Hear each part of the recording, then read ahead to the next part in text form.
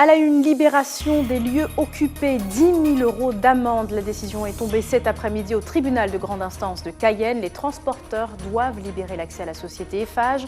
On revient sur cette information en début de ce journal. On prendra la direction de l'Ouest guyanais pour s'intéresser à la production de couac. Bernard Sétout, un jeune entrepreneur, fournit tout le bassin de Saint-Laurent. Son exploitation est située sur la piste Polisnar. Et puis, nous vous en parlions hier, La loi de la jungle, le film d'Antonin Péréjaco réalisé en Guyane. Déluré, burlesque, cliché, les premières critiques sont mitigées. Muriel Thierin, qui a participé à la production, répond à nos questions. Bonsoir à toutes et à tous, bienvenue dans cette session d'information. Je vous le disais en titre, la justice a tranché dans le dossier des transporteurs de l'UGTR. Ils ont pour ordre de libérer les accès de la société Eiffage après plusieurs jours de blocage. Une décision notifiée par le tribunal de grande instance de Cayenne cet après-midi. Jonathan Lariot. 5e jour de manifestation pour les transporteurs routiers guyanais. Depuis le 16 juin dernier, l'Union des transporteurs guyanais bloque l'entrée des entreprises Eiffage et Ribal TP. Une dizaine de camions stationnés devant l'entrée empêchent l'accès aux locaux. Dans cette période de crise, causée par la baisse significative de la commande publique, l'UGTR met en avant le refus des deux entreprises de partager le marché du travail local de manière équitable. Et si au bout de quelques jours, les transporteurs ont pu trouver un accord satisfaisant avec l'entreprise Ribal TP, du côté d'Eiffage, rien ne se fait. Après plusieurs tentatives de négociation infructueuses, c'est au tribunal de grande instance de Cayenne que l'affaire s'est réglée ce matin. Présenté en référé, le verdict tombe.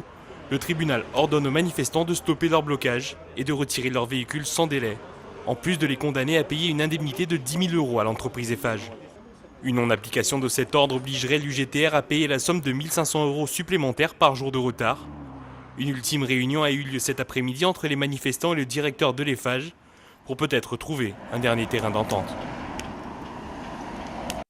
Et notez que le représentant de l'UGTR, Silvio Pied, devait nous rejoindre sur ce plateau ce soir. Il est en ce moment même en négociation avec la société Eiffage au siège du MEDEF à Montlucas. Nous reviendrons sur cette information plus tard dans ce journal ou dans nos prochaines éditions.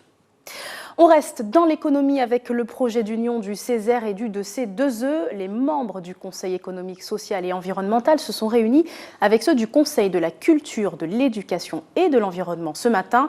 Une rencontre pour préparer la fusion de ces deux structures dont le rôle est d'émettre des avis consultatifs. On écoute la présidente du Césaire et un spécialiste en droit public au micro de Jonathan Lariot.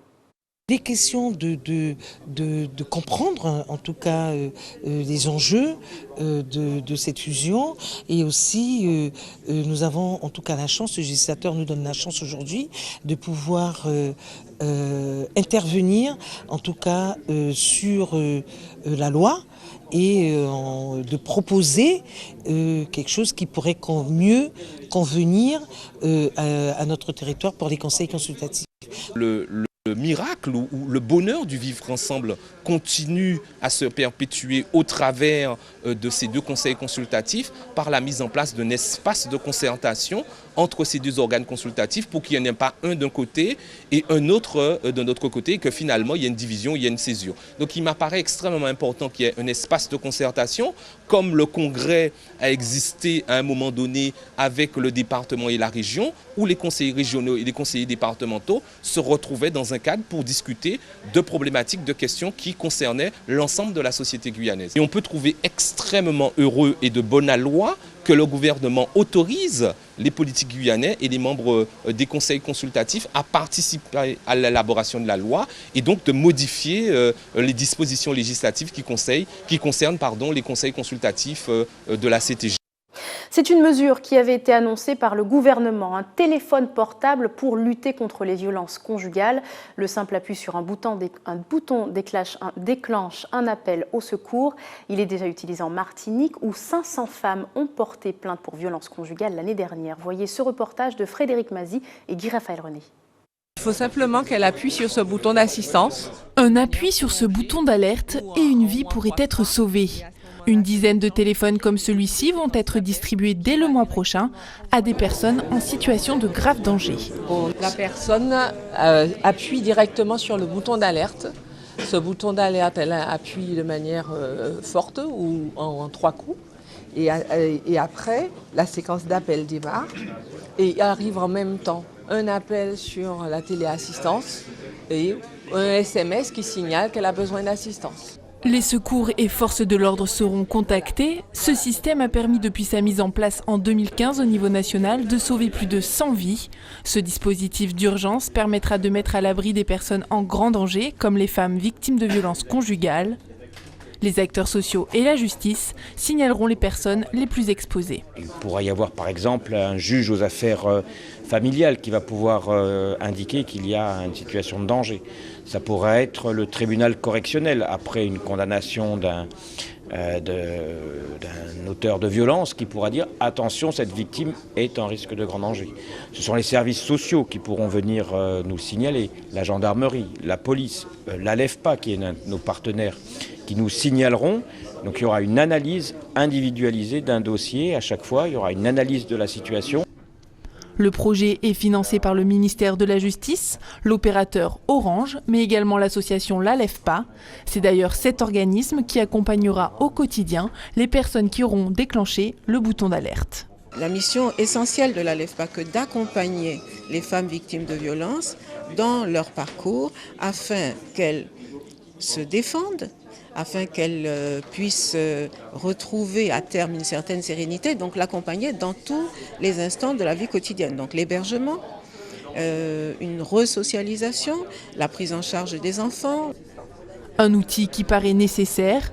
En 2015, 500 femmes ont porté plainte pour violences conjugales en Martinique, mais 90% des personnes dans cette situation restent isolées et ne se déplacent pas au commissariat. On va maintenant parler du don d'organes à la veille de la journée mondiale. En Guyane, 350 personnes attendent toujours un greffon. L'hôpital de Cayenne a lancé la semaine dernière une campagne de sensibilisation pour ce geste qui peut sauver des vies. Ayodélie Germain. Mon père était quelqu'un d'extrêmement généreux qui n'hésitait pas à donner ce qu'il avait. Dans ce spot de sensibilisation au don d'organes, une fille témoigne du geste de son père qui a permis de sauver une vie alors qu'il perdait la sienne. Papa m'a confirmé qu'il était favorable dès lors que ça permettait de sauver la vie de quelqu'un et d'aider quelqu'un à poursuivre un peu plus son chemin. Un don d'organes pour sauver des vies. Claudette Fazer-Tindal est coordinatrice de don d'organes au Char. C'est elle qui s'entretient avec la famille des potentiels donneurs pour s'assurer qu'ils étaient pour. Une démarche très souvent délicate. On se met pas à la place parce que bon, on peut pas sentir la même douleur que la famille, mais c'est vraiment du ressenti. On leur dit de s'exprimer, de dire ce qu'ils souhaitent. S'ils veulent qu'on l'habille à la fin, s'ils veulent le voir avant, s'ils veulent voir après le corps de leurs proches. Non, vraiment, on met vraiment beaucoup de respect quand on va vers un prélèvement. Autorisés depuis 2012 en Guyane, 8 dons ont été effectués depuis lors pour 350 patients en attente de greffe. Mais sur le territoire, seuls les dons de reins sont pris en charge car leur temps de viabilité après extraction est plus élevé que les autres, ce qui leur permet de tenir au trajet en avion vers Pointe-à-Pitre, centre de transplantation des Antilles-Guyane. Nous avons une pathologie diabétique hypertendue. Donc nous avons une incidence un peu plus élevée d'insuffisance rénale aiguë terminale. C'est pour cela qu'on est peut-être un peu plus concerné que les autres. À partir du moment où on a prélevé l'organe, on a 36 à 48 heures pour pouvoir le greffer. Pour le cœur, on a 4 heures, sachant que les délais d'avion entre la Guyane et la Guadeloupe ou la Martinique, on a déjà 2 heures de vol. Donc, le temps d'arriver à l'hôpital pour pouvoir greffer, on est hors délai. Si en raison de la maladie de Chagas, la Guyane ne pratique pas de don du sang, le don d'organes, quant à lui, bénéficie d'un régime particulier.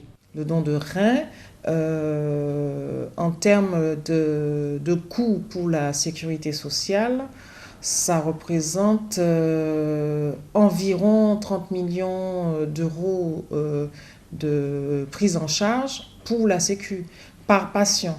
Donc je pense que le calcul est vite fait, savoir s'il vaut mieux détecter le Chagas sur un donneur potentiel que détecter le Chagas sur tous les donneurs potentiels de sang. Plus de 90% des dons proviennent de personnes décédées. En France, le consentement au don d'organes est présumé. En cas de refus, le défunt doit l'avoir clairement spécifié en s'inscrivant au registre des refus ou en parlant à ses proches. Restez avec nous, dans quelques instants, nous vous emmènerons sur la piste Paul Isnard à Saint-Laurent-du-Maroni à la découverte d'un atelier de fabrication du couac. Et il sera aussi question de cinéma avec notre invité, La Loi de la Jungle, un film tourné en Guyane et qui rencontre un succès mitigé, vous allez le voir. Il est très apprécié dans nos assiettes. Le couac de Guyane remplace très facilement le riz. Le petit bémol, c'est bien évidemment son prix. Un jeune entrepreneur a décidé en tout cas de relever le défi. Bernard Sétout approvisionne déjà tout le bassin de Saint-Laurent-du-Maroni. Il ambitionne maintenant de fournir toute la Guyane. Reportage Charlène Offsès.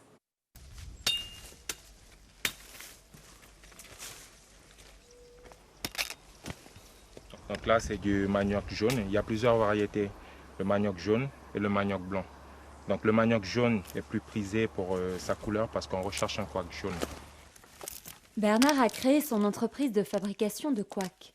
Comme tous les jours, il se rend chez ses fournisseurs pour récupérer sa matière première. Je récupère du manioc dans tout l'ouest, c'est-à-dire de Saint-Laurent jusqu'à, ça peut même aller jusqu'à Sinamari. On récupère le manioc en plein cœur de la forêt, dans des abatis. Dans des campos comme celui-là, où on trouve un producteur isolé qui cultive son manioc. Et on prend chez lui, on prend chez le voisin. Dès qu'on sait que je passe, tout le monde prépare le petit lot de manioc. Au total, Bernard travaille avec plus d'une centaine de producteurs. Donc là, on a pesé, puis je passe au règlement et puis on s'en va. Direction, l'atelier de transformation sur la piste Paul Isnard à 15 minutes de Saint-Laurent. Première étape du processus, l'épluchage. Et Bernard peut compter sur l'aide de ses fournisseurs de manioc, comme André. C'est un service d'échange. Donc moi, je vais déjà récupérer le manioc. Eux, ils ne peuvent pas me l'emmener. Donc comme je vais récupérer, ils viennent me donner un coup de main pour éplucher. Donc on demande et on s'organise et on s'arrange. Les tubercules sont ensuite nettoyés, mis en eau, puis broyés.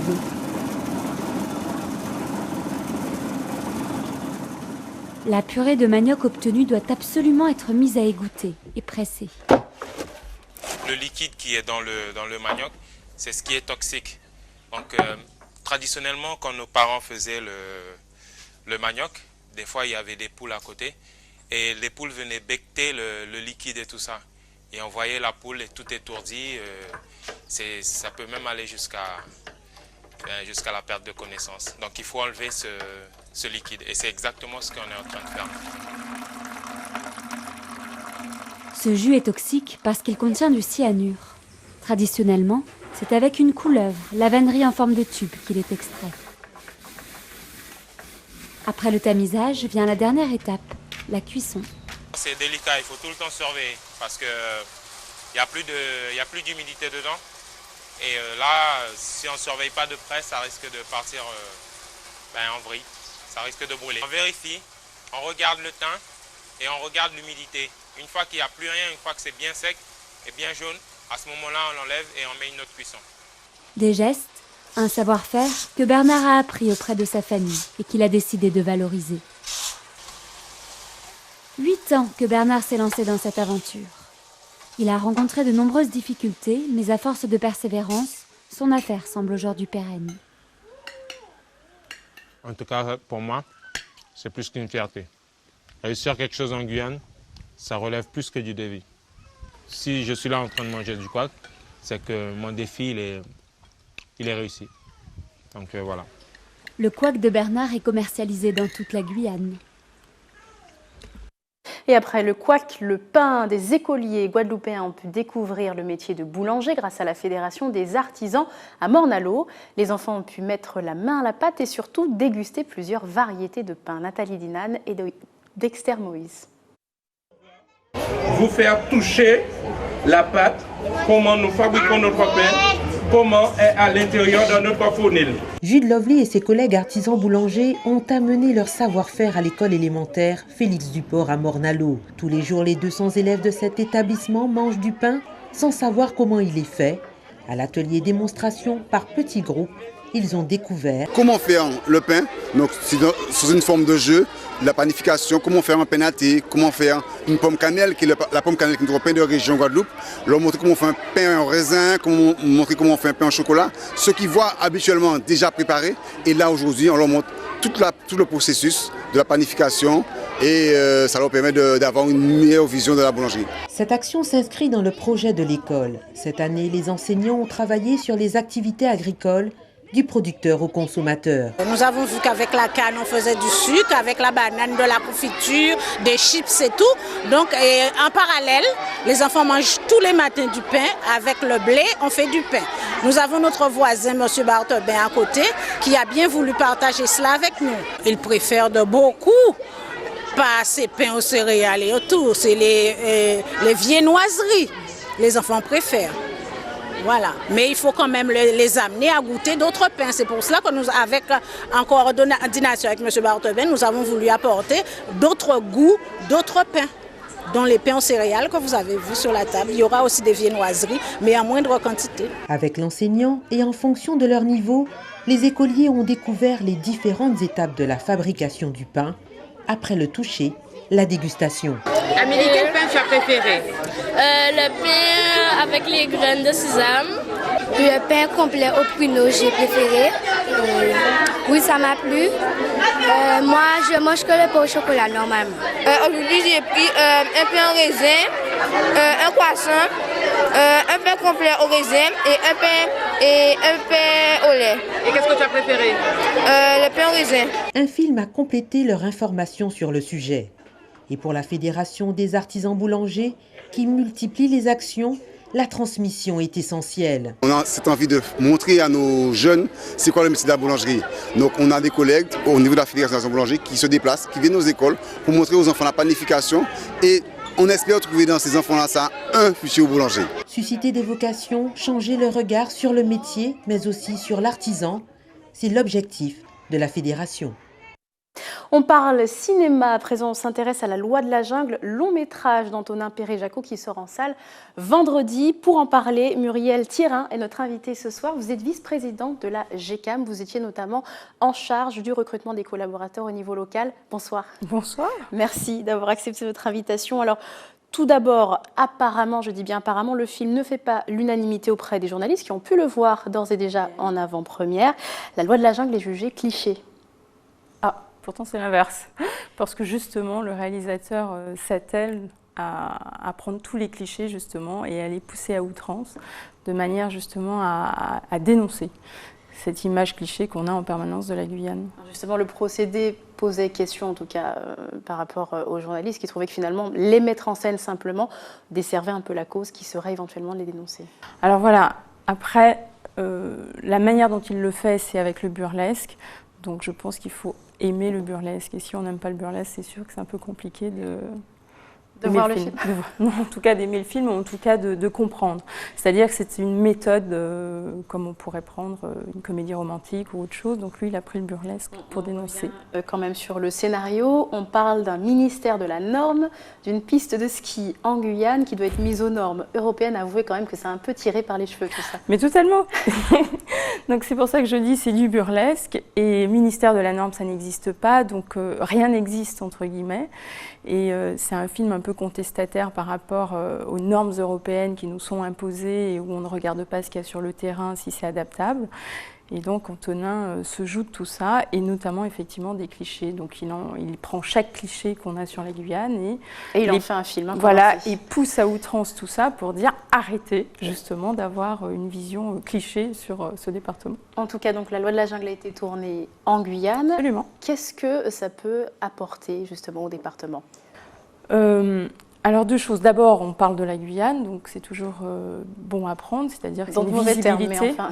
Non, pas forcément. Le film fonctionne très bien en métropole et pour l'instant, on est très très content de sa vie et je pense qu'il va avoir une très belle vie, en tout cas dans l'Hexagone. Donc c'est déjà bien. Ensuite, c'est aussi un modèle économique, c'est-à-dire c'est une industrie, le cinéma. Donc ça apporte de l'emploi, ça apporte tout un tas de structuration autour de cette industrie, et effectivement. Donc, parce que justement, donc, vous étiez en charge, entre autres, du recrutement de collaborateurs au niveau local, donc on a eu de nombreux Guyanais qui ont pu y participer finalement. Absolument. Donc je tiens à préciser, parce que c'est extrêmement important, puisqu'on s'est quand même battu avec la GECAM pour pouvoir mettre en place, avec à l'époque le conseil régional, la convention qu'on a avec le CNC, c'est État-région. Et donc la Guyane donc est rentrée de plein pied dans ce dispositif, donc ce qui est une chance incroyable et c'est super. Et donc la loi de la jungle est le premier long métrage aidé donc, par la CTG dans ce dispositif État-région.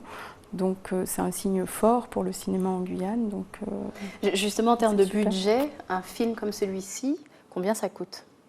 Alors ce film a coûté 3,8 millions d'euros, enfin 3,8 millions d'euros.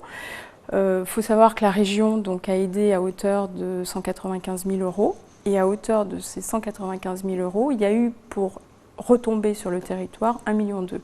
D'accord. Donc voilà. Qui ont été investis 1,2 million.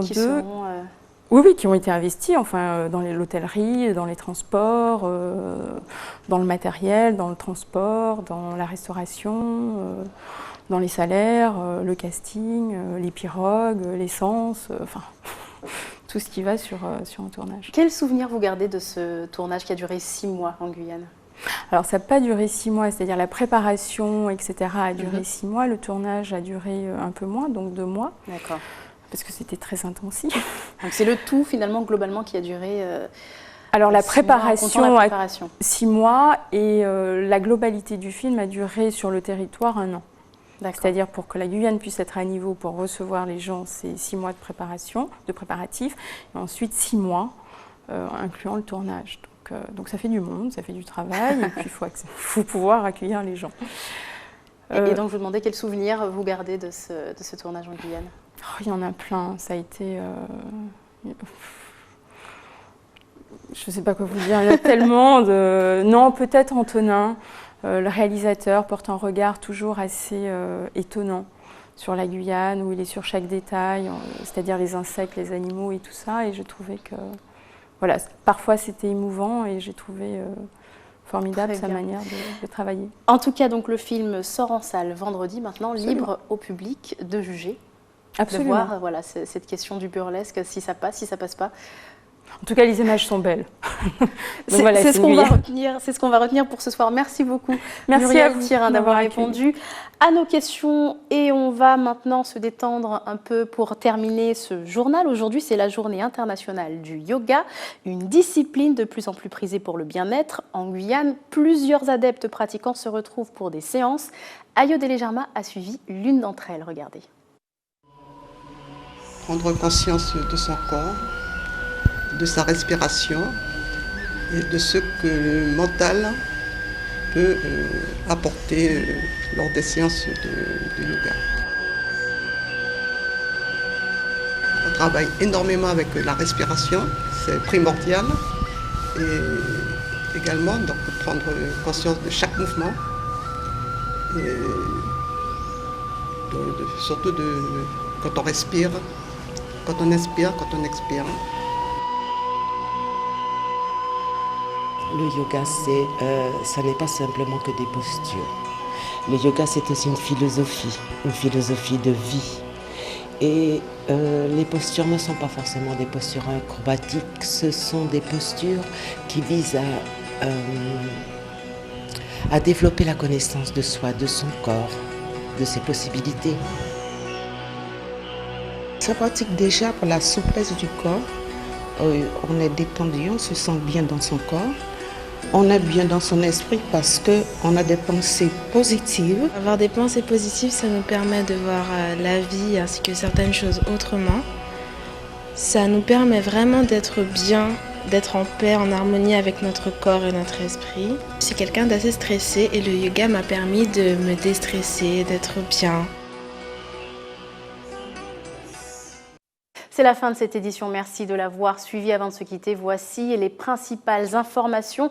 Cette décision du tribunal de grande instance de Cayenne qui a ordonné aux transporteurs de l'UGTR de libérer les accès de la société Eiffage. Ils ont été condamnés à 10 000 € d'amende et 1 500 € par jour de retard.